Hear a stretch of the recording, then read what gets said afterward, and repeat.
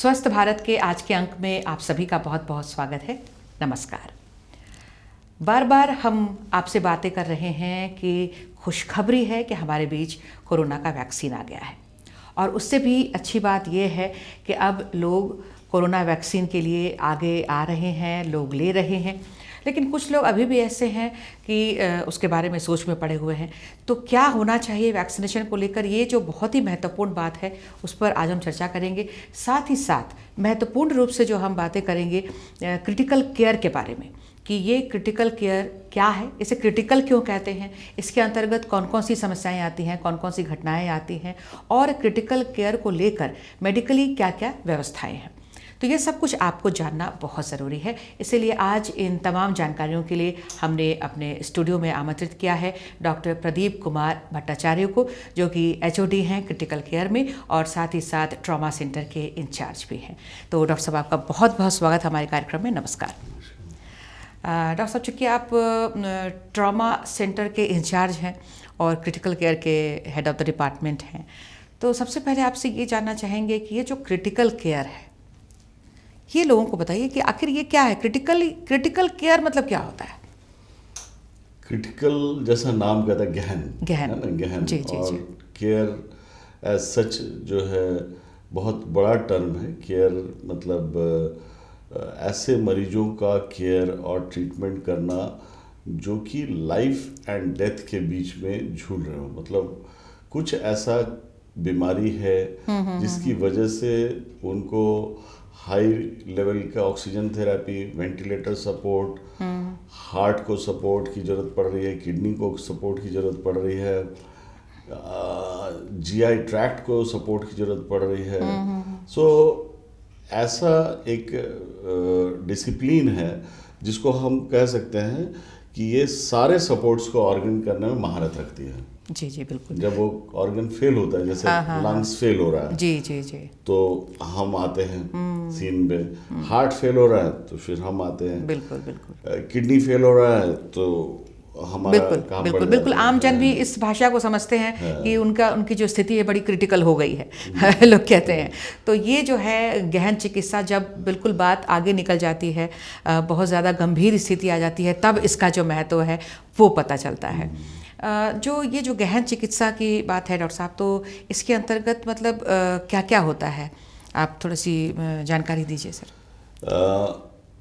जैसे आप समझ लें, मैं थोड़ा सा दूसरे तरीके से समझाता हूँ। जी जी जी, आप लोगों ने सुना होगा कार्डियोलॉजिस्ट है, नेफ्रोलॉजिस्ट है, गैस्ट्रोएंटरोलॉजिस्ट है, हाँ। स्पेशलिस्ट हैं जो अपने स्पेशलिस्ट है। तो अब क्या होता है कि आप एक पर्टिकुलर फील्ड में स्पेशलाइजेशन करते हैं, तो उस पर्टिकुलर ऑर्गन के प्रति आपका नॉलेज काफ़ी बृहत हो जाता है। जी जी, और फिर आप उसी पे फोकस्ड होकर काम करते हैं। गहन चिकित्सा जो है ये एक ऐसा डिसिप्लिन है, ये मल्टी ऑर्गन डिसफंक्शन को एक साथ देखता है। मतलब ये कोई सिंगल ऑर्गन को फोकस नहीं करता है। एट ए टाइम कोई आदमी जब बीमार पड़ता है तो हमारी नज़र सारे ऑर्गन्स पे रहती है, ब्रेन पे भी, हार्ट पे भी, लंग्स पे भी, किडनी पे भी।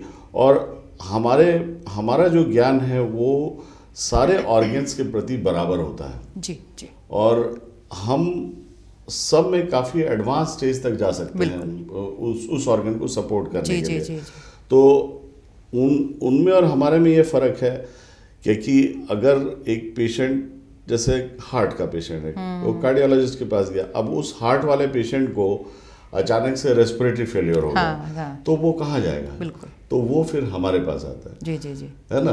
अब एक फेफड़े का पेशेंट है, वो पल्मोनरी मेडिसिन के पास गया, अब उसको किडनी फेल हो गया, तो वो कहाँ जाएगा? वो हमारे पास आता है। तो जब भी कोई एक ऑर्गन से बढ़कर दूसरा ऑर्गन इन्वॉल्व होता है, तो वो ऐसे ज़्यादातर पेशेंट्स हमारे पास आते हैं। जी जी जी, बिल्कुल। मतलब कोई भी अंग हो, आपको उसका स्पेशलिस्ट हम कह सकते हैं कि हर अंग में जब मल्टी ऑर्गन डॉक्टर कह सकते हैं कि जब भी कोई परेशानी होती है और बहुत ज़्यादा परेशानी हो जाती है, कि जब जीवन मृत्यु की बात सामने आ जाती है, तब आपकी भूमिका जो है वो काफ़ी बढ़ जाती है।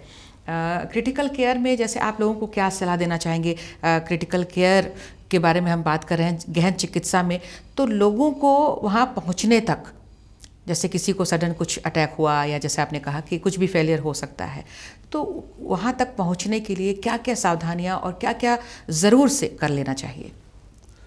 मैंने क्या आप लोगों को सजेस्ट करेंगे? हाँ, हाँ। मैं देखिए आजकल क्या है, जैसे अब हम कोविड को ही देखें। बिल्कुल। कोविड में कुछ 5% लोग ऐसे हुए जिनको कि गहन चिकित्सा की जरूरत पड़ी। अच्छा। इसमें जो सबसे इम्पोर्टेंट होता है कि गहन चिकित्सा में जब आप पहुंचते हैं तो एक एक डिसीजन मेकिंग जो है वहाँ पे काफ़ी फास्ट होता है। अच्छा। कि अभी इनको हाँ, पहले हाँ, क्या हाँ, करना है, ताकि हम उस जो भी पेशेंट आए उसकी लाइफ को हम जल्दी से जल्दी सेव कर सकें। जी जी जी। अगर डिसीजन मेकिंग में डिले होता है, जैसे किसी को ऑक्सीजन की कमी पड़ रही है, हाँ हाँ हाँ। अब उसका इलाज कहीं चल रहा है, अब क्या हो रहा है कि वो कह रहे हैं कि नहीं अभी रुक जाए, अभी हाँ हाँ, वेट कर चल लेते रहा हैं। है, हाँ, ठीक हाँ। है।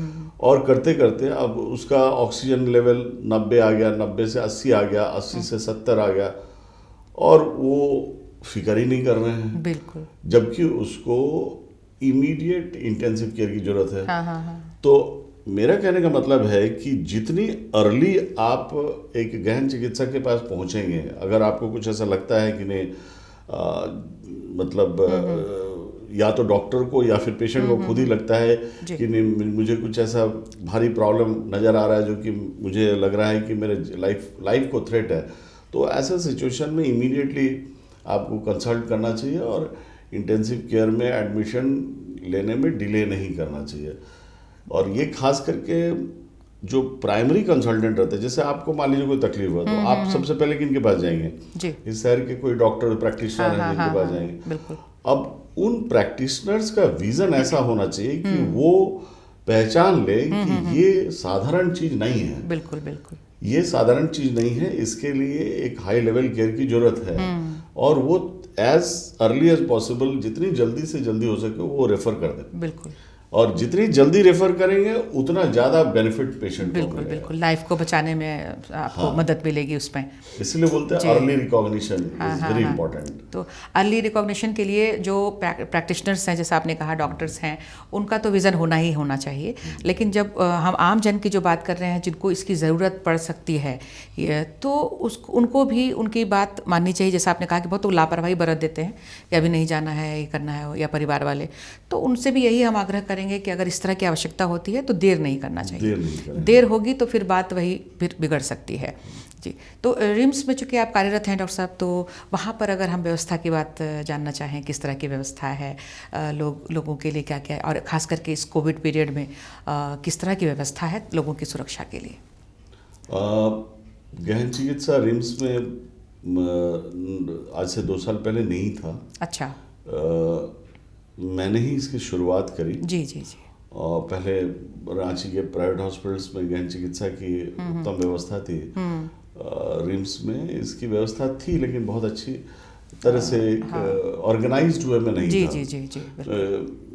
मेरा अपॉइंटमेंट आज से 1.5-2 साल पहले यहाँ ज्वाइन किया, और ज्वाइन करने के बाद से मैंने इस डिसिप्लिन को धीरे धीरे मजबूत किया, स्ट्रॉन्ग किया। जी। तो आज मैं दावे के साथ कह सकता हूँ कि हम किसी भी प्राइवेट हॉस्पिटल से, शहर के प्राइवेट हॉस्पिटल से हम कम नहीं हैं। या तो हम उनसे ज़्यादा ही अच्छा काम कर रहे होंगे, लेकिन उनसे कम नहीं कम कर तो रहे कहीं हैं। नहीं है। जी। हमारे पास इंस्ट्रूमेंट्स का जहाँ तक सवाल है, हमारे पास अत्याधुनिक इंस्ट्रूमेंट्स जो आप इमेजिन नहीं कर सकते, वो इंस्ट्रूमेंट्स भी हमारे पास हैं। और हम काफ़ी हद तक जो आप एडवांस सिटीज़ में सोचते हैं कि नहीं ये सुविधा वहीं मिलेगी, वो सारी सुविधाएं हमारे पास है।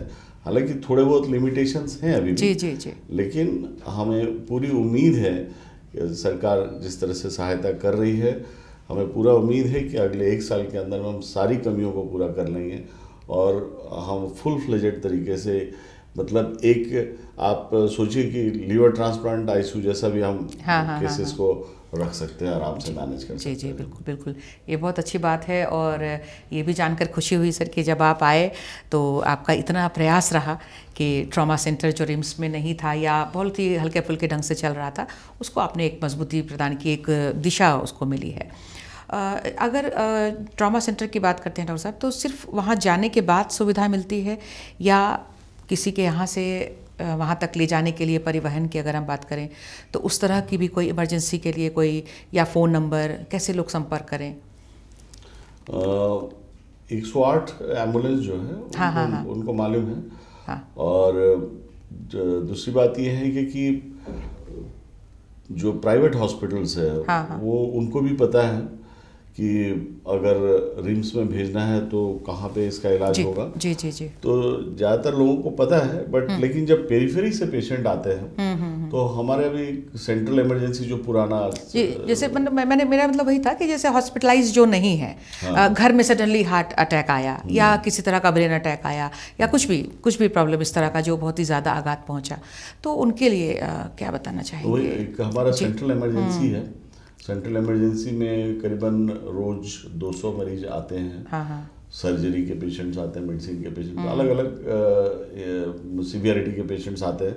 तो वहाँ पे डॉक्टर्स रहते हैं 24 घंटा। वहाँ पे एसओडीज, पीओडीज और सीनियर रेजिडेंट लोग काम करते हैं।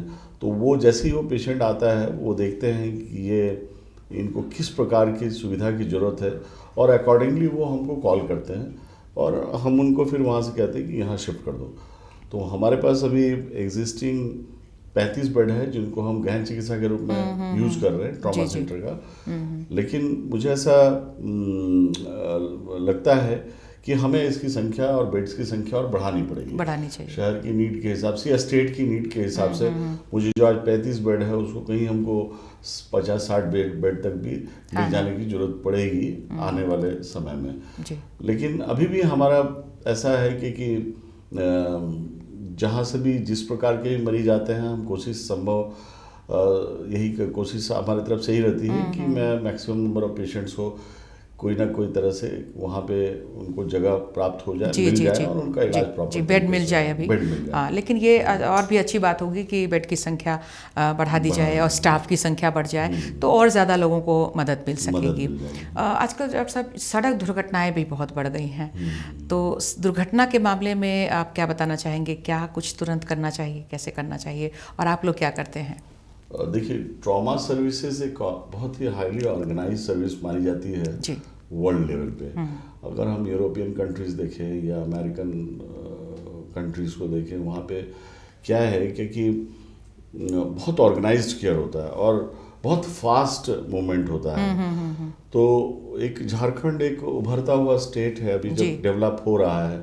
अगर हम स्ट्रैटेजीज अभी से बनाते हैं कि कहीं एक मान लीजिए एक एक्सीडेंट होता है, वहाँ से विक्टिम को अटेंड करने से लेकर के और हॉस्पिटल पहुँचने का समय मैक्सिमम 3 आवर्स 3 से 6 घंटा, इससे ज़्यादा ना लगे किसी भी हालत में, माने कम से कम समय में विक्टिम को सही जगह पे पहुँचाना वही डिसाइड करेगा कि वो विक्टिम सरवाइव करेगा या नहीं।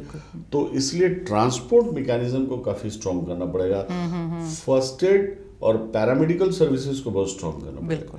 जैसे रोड पे आपका एक्सीडेंट होता है तो डॉक्टर कुछ नहीं करेगा, ये पेरिफेरी में कहीं कुछ होता है एक्सीडेंट तो वहाँ डॉक्टर्स कुछ नहीं करते, वहाँ पैरामेडिक्स। तो हमारे पैरामेडिक्स टीम को बहुत ज़्यादा स्ट्रॉन्ग करना पड़ेगा और पैरामेडिक्स की अलग से ट्रेनिंग देनी पड़ेगी। पैरामेडिक्स के अपनी संख्या बहुत बढ़ानी पड़ेगी। जो आज हम सोचते हैं डॉक्टर्स, तो डॉक्टर्स से 4-5 गुनी संख्या पैरामेडिक्स की बढ़ानी पड़ेगी।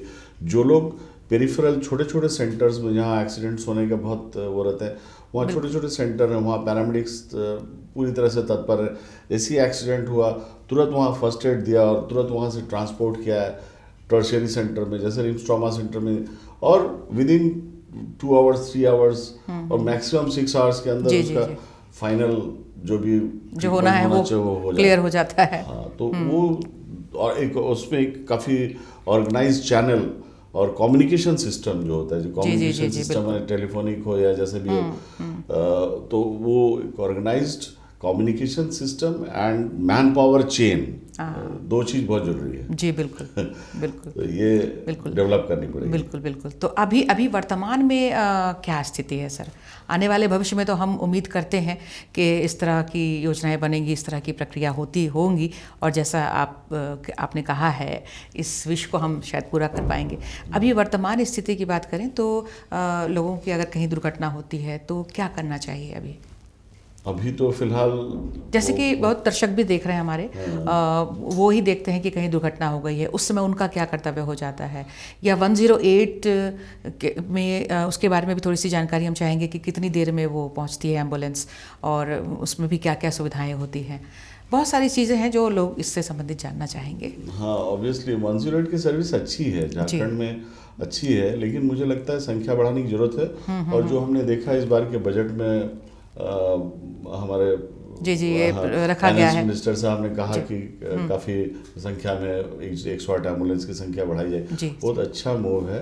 और तो दूसरा ये है कि जो अभी आप कहें कि जैसे मान लें कि रामगढ़ में एक एक्सीडेंट हो रहा है, तो अब वो एक्सीडेंट साइट पे हो तो रहा है, जो मैं कह रहा था कि उसको अटेंड कौन करेगा, उसको फर्स्ट एड कौन देगा, और उसको उठा के लाएगा कौन। बिल्कुल, उठाना भी तो बहुत सटीक से तरीके से उठाना है। बात यही है। जी। तो वो मुझे लगता है यहाँ पे कहीं हम लैग करते हैं, हमारे पास इसकी कमी है कि वो जो पैरामेडिक्स जो मैं बता रहा था अभी कि ट्रेन पैरामेडिक्स अगर जगह जगह तैनात हो तो वो ट्रेन पैरामेडिक्स जो रहेंगे वो ये काम बहुत तत्परता से कर सकते हैं। तो मान लीजिए एम्बुलेंस पहुंचा, 108 एम्बुलेंस, अब क्या है, एम्बुलेंस खड़ी है, अब वो कोई हाथ टूटा हुआ, पैर टूटा हुआ है, अब उसको समझ नहीं आ रहा है कैसे करे, क्या करे। अब एम्बुलेंस का ड्राइवर है, साथ में उसका एक रहता है पैरामेडिक्स, लेकिन वो उतने ट्रेन नहीं रहते हैं। तो वो उस पार्ट को एक सुधार करने की जरूरत है। और दूसरा ये है कि स्पीड ऑफ कम्युनिकेशन, जैसे एक्सीडेंट हुआ तुरंत संपर्क कैसे हो, संपर्क हो एक ऐसे जगह पे जो कि इमीडिएट फर्स्ट एड पैरामेडिक्स भेजे, और साथ साथ 108 एम्बुलेंस पैरामेडिक्स और वो एक साथ उन्होंने अपना काम कर दिया, पेशेंट को स्टेबलाइज फर्स्ट एड देने का, और तुरंत एम्बुलेंस के थ्रू शिफ्ट हो गया। तो अभी इसमें काफ़ी काम करने की ज़रूरत है, और भविष्य में मुझे लगता है कि ये हो जाएगा, कोई बहुत बड़ी बात नहीं है। ट्रेनिंग की ज़रूरत है और एक पॉजिटिव आउटलुक की ज़रूरत है। बिल्कुल। तो ये बिल्कुल इस दिशा में एक योजना जैसी बनाकर उस पर काम करना होगा कि किस किस दिशा में इसके लिए, इसकी सफलता के लिए हमें हाईवेज जैसे है, काम करना होगा। जोन हाईवेज में, तो हाईवेज में काफ़ी आपको थोड़ा सा ध्यान देना पड़ेगा। कहीं कहीं सेटेलाइट एरियाज बन जाएं, जो सेटेलाइट एरियाज में क्या है कि इमीडिएट अटेंशन वाले पैरामेडिक्स वहाँ पे बैठे रहें, और कॉल मिलते के साथ और तुरंत विद इन मिनट्स वहाँ पहुँचने की व्यवस्था। जी बिल्कुल। जैसा आपने कहा भी कि मैक्सिमम 6 आवर्स, किसी भी कोई भी घटना के बाद अधिक से अधिक 6 घंटा, जितनी जल्दी पहुंच जाए वो बहुत अच्छी बात है। तो यही उम्मीद करेंगे कि जितनी से जल्दी पहुंच जाए लोग और उनका इलाज शुरू हो जाए और वो बिल्कुल ठीक होकर वहां से निकले। तो यही हम चाहेंगे, और इसके लिए सबको मिलजुल कर काम करना होगा। जो सड़क पर भी हैं, जो ड्राइव कर रहे हैं, उनके साथ में जो हैं, या परिवार में कुछ ऐसी घटना हो रही है तो उनको भी सतर्कता और जागरूकता इस संबंध में बहुत ज़रूरी है कि तुरंत कैसे ले जाना है, किस तरह से ले जाना है। जी। और भी जैसे हम बात करें, अगर हम ट्रॉमा की बात करते हैं डॉक्टर साहब, तो ये तो एक तो दुर्घटना का केस हो गया, और किस किस तरह के लोग वहाँ पहुँचते हैं?